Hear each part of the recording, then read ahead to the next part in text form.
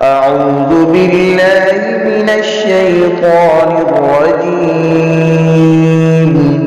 بسم الله الرحمن الرحيم.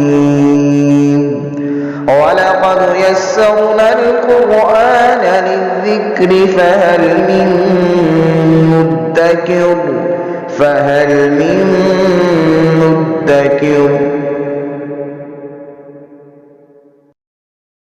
بسم اللہ الرحمن الرحیم. سورہ نساء کی 94 نمبر آیت مبارکہ سے آج پڑھیں گے. اعوذ باللہ من الشیطان الرجیم. بسم اللہ الرحمن الرحیم. یا ایہا الذین آمنوا اذا ضربتم فی سبیل اللہ فتبینوا ولا تقولوا لمن القى الیکم السلام لست مؤمنا. پچھلی آیات مبارکہ میں ہم نے پڑھا کہ اللہ تبارک و تعالیٰ کو ہر انسان کی اور پھر اس کے بعد بندہ مومن کی عزت، جان اور مال کی اہمیت کا اللہ نے بیان فرمایا. قرآن مجید کے اندر انسانی جان کی قدر و منزلت کو بڑے واشگاف الفاظ میں ذکر کیا گیا، اور یہ جو پیچھے ہم نے آیات مبارکہ پڑھی ہیں اس میں بندہ مومن کی جان کی حرمت کا بیان ہوا، اور بڑے واضح انداز میں اور الفاظ میں اللہ تعالیٰ نے بیان فرمایا کہ جس شخص نے کسی بھی مومن کو جان بوجھ کر قتل کیا اس کا ٹھکانہ جہنم ہے، اور وہ اللہ تبارک و تعالیٰ کے دائمی عذاب کا شکار ہوگا، دائمی ناراضگی اسے دیکھنا پڑے گی. نبی کریم صلی اللہ علیہ وآلہ وسلم نے ایک جگہ چند صحابہ اکرام کو روانہ کیا، مجاہدین کو بھیجا، اور جب بھی حضور کسی جگہ پر جہاد کے لیے آپ کوئی لشکر روانہ کرتے، کوئی مجاہدین کا دستہ روانہ کرتے، تو آپ ان کو تلقین فرمایا کرتے تھے. دیکھنا وہاں پر ایمان والے موجود نہ ہوں، یعنی اگر ایمان والے موجود ہیں تو ان سے لڑائی نہ کرنا، کلمہ گو موجود ہیں تو ان کے ساتھ جنگ نہیں کرنا، پھر بچوں سے متعلق، پھر خواتین سے متعلق، پھر جو راہب، عبادت گزار، کسی بھی مذہب سے تعلق رکھنے والے لوگ جو دنیا سے کٹ کے اپنے اپنی عبادت خانوں میں مصروف ہیں ان سے تعرض نہ کرنا وغیرہ وغیرہ. یہ مختلف ہدایات ہوتی تھیں، اور نبی کریم صلی اللہ علیہ وآلہ وسلم نے جنگ کے اخلاق مقرر فرمائے جو کبھی کسی نے مقرر نہیں کیے. لوگ یہ سمجھتے ہیں کہ جنگ میں سب کچھ جائز ہے، جنگ اور محبت میں سب کچھ جائز ہے. نبی کریم صلی اللہ علیہ وسلم نے اس تصور کی نفی فرمائی کہ ایسا نہیں ہے کہ آپ یہ سمجھے کہ ان کے ساتھ ہماری جنگ ہے تو سب کچھ جائز ہے. نہیں، اس کی بھی کچھ حدود و قیود ہیں اور اس کے بھی کچھ تقاضے ہیں جن کو ملحوظ خاطر رکھنا ہوتا ہے. نبی کریم صلی اللہ علیہ وسلم نے صحابہ کرام کو بھیجا. حضرت اسامہ رضی اللہ تعالی عنہ بڑے پیارے صحابی ہیں، حضور صلی اللہ علیہ وسلم کے محبوب صحابی ہیں. آپ نے ان کو روانہ کیا، ان کی سرکردگی میں ایک جگہ پہنچے تو وہ جو اس جگہ کے رہنے والے لوگ تھے ان کو پتہ چلا کہ مسلمانوں کا دستہ آ رہا ہے مجاہدین کا، تو وہ وہاں سے نکل گئے، بھاگ گئے. لیکن ایک شخص وہاں پر موجود رہا. مفسرین کرام نے مرداس ان کا نام نقل کیا ہے. وہ وہاں موجود رہا، اس کی بکریاں تھیں، اپنے ریوڑ کے ساتھ موجود ہوا. وہ اصل میں ایمان لا چکا تھا، اور جب اس کو پتہ چلا کہ مومن مجاہدین آ رہے ہیں تو وہ بالکل بے فکر تھا. اس کو پتہ تھا میں تو مومن ہوں تو مجھے تو کوئی مسئلہ نہیں ہے، لیکن اس کا ایمان ابھی معلوم نہیں تھا، واضح نہیں تھا. تو وہ سارے بھاگ گئے، اور یہ اوپر تھا جب نیچے سے اہل ایمان کی تکبیر کی آوازیں، یا اللہ اکبر کی، کلمہ شہادت پڑھنے کی، تو یہ بھی کلمہ شہادت پڑھتا ہوا، تکبیر کہتا ہوا، اللہ اکبر کے نعرے لگاتا ہوا نیچے اتر آیا. تو حضرت اسامہ رضی اللہ تعالی عنہ نے یہ سمجھا کہ یہ کافر ہے، مومن نہیں ہے، اور صرف ڈر سے کلمہ پڑھ رہا ہے کہ اب یہ مسلمان آ گئے ہیں تو ہمیں مارے نہ یا ہمارا مال و اسباب نہ لوٹ کے لے جائیں مال غنیمت کے طور پر. تو یہ ڈرتے ہوئے کلمہ پڑھ رہا ہے. حضرت اسامہ رضی اللہ تعالیٰ عنہ نے اسے قتل کر دیا، اور اس کا جو لشکر تھا، اس کی جو بکریاں تھی، ریوڑ جو تھا، اس کو حضرت اسامہ ہانک کے دیگر مجاہدین مدینہ طیبہ آ گئے. اور دیگر مجاہدین نے بھی اختلاف کیا کہ اسامہ آپ نے ٹھیک نہیں کیا. بہرحال حضور کی خدمت میں پہنچے تو نبی کریم صلی اللہ علیہ وآلہ وسلم کو جب آگاہ کیا تو حضور بہت ناراض ہوئے. اور احادیث مبارکہ میں آتا ہے کہ نبی کریم صلی اللہ علیہ وسلم اسامہ رضی اللہ عنہ سے اتنے ناراض ہوئے کہ حضور نے فرمایا کہ اسامہ کل قیامت کے دن جب کلمہ لا الہ الا اللہ آئے گا تو پھر تم کیا کرو گے؟ یعنی اللہ کی بارگاہ میں جب حاضر ہوئے اور ادھر سے تمہارے مخالف کلمہ کھڑا ہو گیا کہ اس نے مجھے پڑھ لیا تھا یا اللہ، لیکن اس کے باوجود اسامہ نے قتل کر دیا، تو پھر اسامہ تم کیا کرو گے؟ حضرت اسامہ رضی اللہ تعالیٰ عنہ بہت پشیمان ہوئے، بہت شرمندہ ہوئے، کیونکہ ان کی اصل میں نیت تو غلط نہیں تھی. اصل میں تو وہ ایسے یعنی ایام ایسے تھے کہ جس میں منافقین بھی موجود تھے. بعض اوقات لوگ ایسے تھے کہ کلمہ پڑھ کے مسلمانوں کو لے جاتے ساتھ. بیر معونہ کا ایک بہت معروف واقعہ ہے کہ حضور صلی اللہ علیہ وسلم کی خدمت میں کچھ لوگ حاضر ہوئے، کلمہ پڑھا ہوا تھا، کہنے لگے جی ہمیں کچھ معلمین دیجئے، مبلغین دیجئے تاکہ ہم اپنے قبیلے میں لے جائیں ان کو اور ان سے ہم اپنی تعلیم لیں. حضور صلی اللہ علیہ وسلم نے چند صحابہ کرام کو بھیج دیا.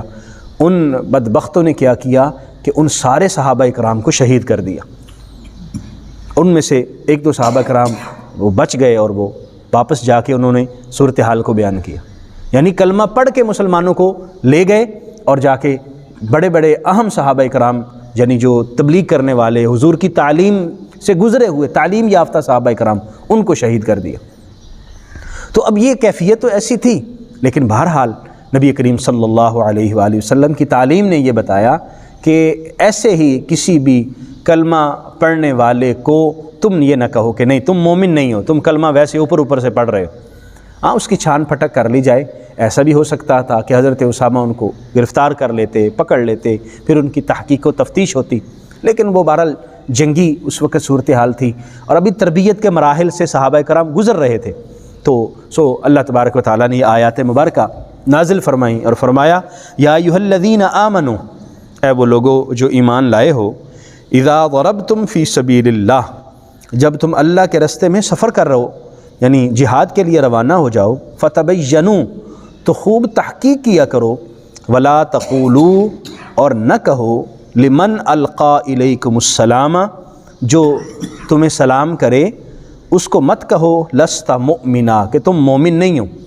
جب تمہیں کوئی سلام کر رہا ہے، السلام علیکم ورحمۃ اللہ وبرکاتہ کہہ رہا ہے اور تمہارے سامنے کلمہ پڑھ رہا ہے اور تمہارے سامنے اللہ کی کبریائی کا ذکر کر رہا ہے، تو تم یہ قطعاً نہ کہو کہ تم مومن نہیں ہو.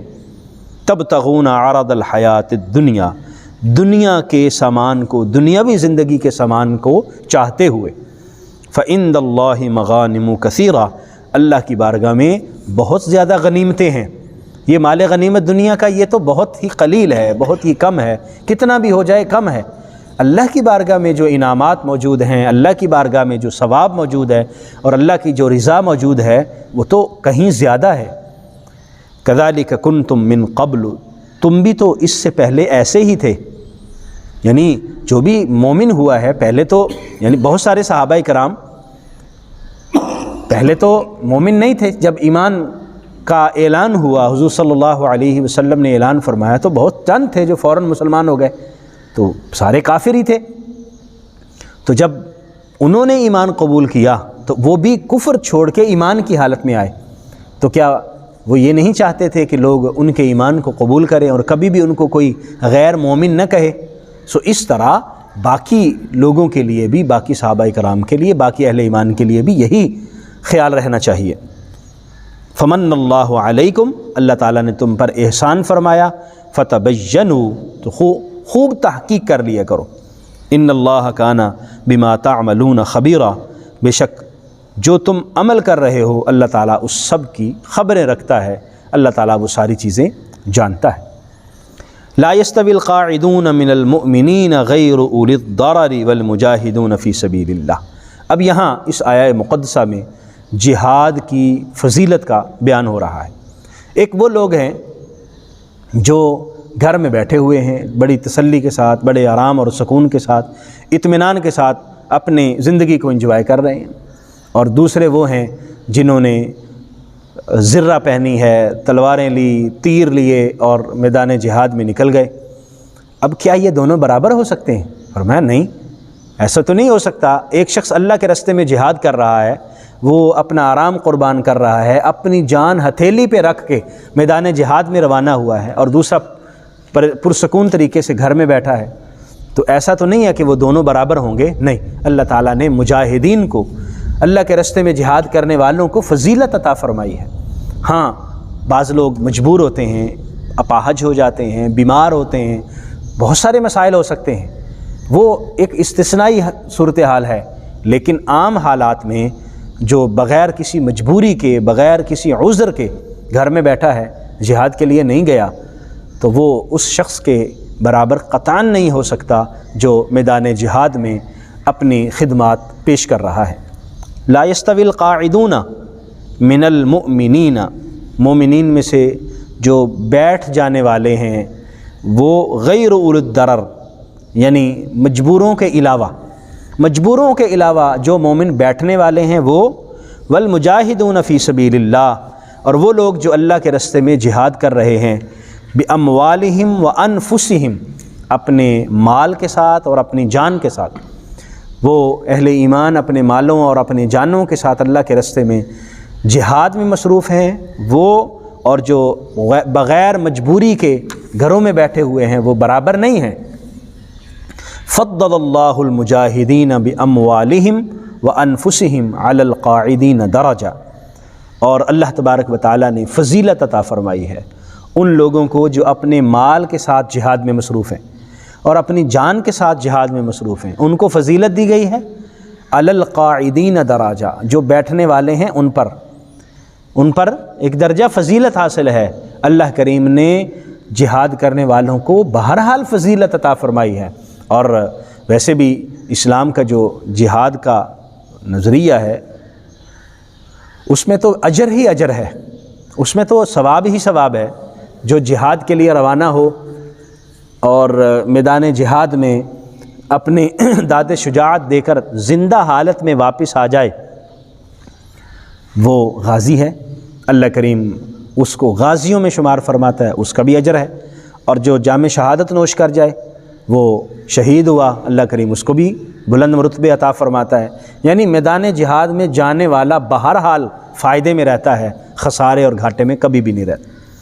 وَكُلًّا وَعَدَ اللَّهُ الْحُسْنَى، لیکن اس کے ساتھ ساتھ یہ بھی نہیں ہے کہ ہم ترازو پکڑ کے بیٹھ جائیں اور ہم کہیں کہ فلاں جہاد میں گئے تھے اور فلاں نہیں گئے تھے، فلاں جو نہیں گئے تھے ان کی ہم مذمت بیان کریں۔ نہیں، ہمارا یہ حق نہیں بنتا، کسی بھی بندہ مومن کا حق نہیں بنتا کہ نبی کریم صلی اللہ علیہ وسلم کے کسی صحابی پر کوئی اعتراض کرے، کسی صحابی پر کوئی انگلی اٹھائے۔ وہ بڑی جلیل القدر ہستیاں ہیں۔ ایک عام صحابی جس نے ایمان کی حالت میں نبی کریم صلی اللہ علیہ وسلم کی زیارت سے اپنی آنکھوں کو ٹھنڈا کیا اور پھر اسی ایمان پر اس دنیا سے رخصت ہو گیا، دنیا کے جتنے بھی اولیاء، اغیاث، اقطاب، قلندر، جتنے بھی ولایت کے رتبے ہیں وہ سارے بھی مل جائیں تو صحابی کی فضیلت کو نہیں پہنچ سکتے۔ یعنی جہاں پر ان کے رتبوں کا انتہا ہوتی ہے وہاں صحابی کے رتبے کی ابتدا ہوتی ہے۔ اس لیے کسی کو بھی یہ زیبا نہیں ہے کہ وہ کسی صحابی سے ادنا صحابی پر کوئی بھی اعتراض کرے۔ ہاں، اللہ کی ذات ہے، اللہ مالک ہے، وہ خالق ہے، اور نبی کریم صلی اللہ علیہ وسلم نبی الرسول ہیں، وہ کسی کو ڈانٹ دیں، اللہ کسی کے متعلق کوئی آیت مبارکہ نازل فرما دے، کسی کو ڈانٹ دے، وہ مالک ہے، وہ کر سکتا ہے، لیکن ہماری کیا اوقات ہے کہ ہم کسی صحابی کے بارے میں کوئی بات کریں۔ اب دو چیزوں کا یہاں، دو گروہوں کا اللہ نے ذکر فرمایا، وہ لوگ جو جہاد میں شرکت کرنے والے ہیں اور وہ لوگ جو جہاد میں شرکت نہیں کر رہے۔ تو جہاد میں شرکت کرنے والوں کا تو رتبہ بیان ہو گیا کہ ان کی فضیلت زیادہ ہے، لیکن اس کا یہ مطلب نہیں ہے کہ جو جہاد میں نہیں گئے وہ محروم رہ جائیں گے، نہیں، فرمایا وَكُلًّا وَعَدَ اللَّهُ الْحُسْنَى، اللہ تبارک و تعالیٰ نے ان سب سے بہتری کا ہی وعدہ کیا ہے، اللہ تبارک و تعالیٰ نے ان کو درجات بلند عطا فرمانے کا وعدہ کیا ہے، خیر کا وعدہ کیا، یعنی جو صحابی ہیں سارے کے سارے اللہ تبارک و تعالیٰ کے فضل اور کرم کے مستحق ہیں، اللہ کریم انہیں جنت عطا فرمائے گا۔ کلن کا لفظ یہ ہے، اس لیے جب یہ لفظ آتا نا ہر صحابی نبی جنتی، تو وہ یہ اس آیت مبارکہ کا مفہوم ہے، کلًا وعد اللہ الحسنى، اللہ نے سب سے ہی بخشش اور مغفرت کا اور اچھائی کا اور بہتری کا وعدہ فرمایا ہے۔ اور اللہ کا وعدہ ہے، جب اس مالک نے وعدہ کیا ہے، میں کون ہوتا ہوں، آپ کون ہوتے ہیں، کوئی کون ہوتا ہے ان کے بارے میں بات کرنے والا، سارے صحابی نبی کریم صلی اللہ علیہ وسلم کے اللہ کو پیارے ہیں، رضی اللہ عنہم ورضوا عنہ، اللہ سب سے راضی اور وہ اللہ سے راضی ہو گئے۔ فضل اللہ المجاہدین علی القاعدین اجرا عظیما، لیکن اللہ تبارک و تعالیٰ نے مجاہدین کو فضیلت عطا فرمائی، قاعدین پر جو بیٹھنے والے ہیں ان پر جو فضیلت ہے وہ ان کو ہے جو جہاد کرنے والے، اجرا عظیما، اجر عظیم کے طور پر اللہ نے مجاہدین کو فضیلت عطا فرمائی ہے۔ درجات منہ، اللہ کی طرف سے بہت سارے درجات ملیں گے، ومغفرتاً، اللہ کی بخشش نصیب ہوگی، ورحمتاً، اللہ کی رحمت نصیب ہوگی، وکان اللہ غفور الرحیم، اور اللہ تبارک و تعالیٰ بخشنے والا، رحم فرمانے والا ہے۔ ان آیات مقدسہ سے ہمیں یہ سبق ملا، ایک تو کسی بھی شخص کو کلمہ پڑھنے والا، لا الہ الا اللہ پڑھنے والا، اللہ کے نام کی مالا جپنے والا، ہم اس کے بارے میں قطعاً غیر مومن ہونے کا اعلان نہ کریں، اس کے بارے میں کافر ہونے کی بات نہ کریں۔ یہ ایمان اور کفر کا مسئلہ اہل علم کے پاس چھوڑ دیں، جن کو اللہ تعالیٰ نے یہ علم عطا فرمایا ہے۔ آج کے دور میں یہ بھی بڑی مصیبت ہے کہ کسی شخص کو شریعت کے مبادیات کا علم بھی نہیں ہوتا، ضروریات دین کا علم بھی نہیں ہوتا، تو وہ لوگوں کے ایمان کو تولنا شروع کرتا ہے، فلاں کافر ہے، فلاں کافر ہے، فلاں کافر ہے۔ یہ جو کفر کا معاملہ ہے، یہ آپ اہل علم کو چھوڑ دیں، وہ دیکھتے رہیں گے کون ہے نہیں ہے۔ جو بھی کلمہ آپ کے سامنے پڑھ رہا ہے اور کوئی بھی ایسا کام نہیں کر رہا جو ایمان کے منافی ہے، آپ اس کے ایمان کا اقرار کریں، آپ اس کے ایمان کو تسلیم کر لیں۔ اس لیے فرمایا تم یہ نہ کہو کہ وہ مومن نہیں ہے۔ اور اہل ایمان کی جان کتنی قیمتی ہے، نبی کریم صلی اللہ علیہ وسلم نے حضرت اسامہ کی سرزنش فرمائی اور ان سے جو ناراضگی کا اظہار فرمایا، اس سے ہمیں یہ علم ہو جاتا ہے۔ اور پھر اس کے بعد ہمیں یہ علم ہوا کہ اللہ تعالیٰ کے راستے میں جہاد کرنے والے وہ افضل لوگ ہیں، اللہ تعالیٰ نے ان کی فضیلت عطا فرمائی ہے۔ ان سے کوئی کمی کوتاہی ہوئی ہے تو وہ اللہ جانے اور وہ جانے، ہمیں ان کوتاہیوں کو سامنے لانے کی اور ان کو گننے کی اور تسبیحاں لے کر پڑھنے کی اور ترازو لے کر تولنے کی کوئی ضرورت نہیں ہے۔ اللہ تعالیٰ نے سب کے لیے بخشش کا وعدہ فرمایا ہے، لیکن جو جہاد کرنے والے ہیں ان کا رتبہ بہرحال زیادہ ہے ان لوگوں کی نسبت جو جہاد میں شامل نہیں ہوئے۔ اللہ تعالیٰ کی بخشش، مغفرت اور رحمت ان کی منتظر رہتی ہے، اس دنیا میں بھی اور آخرت میں بھی۔ اللہ کریم ہمیں سمجھنے کی توفیق عطا فرمائے، آمین۔ وآخر دعوایا ان الحمد للہ رب العالمین۔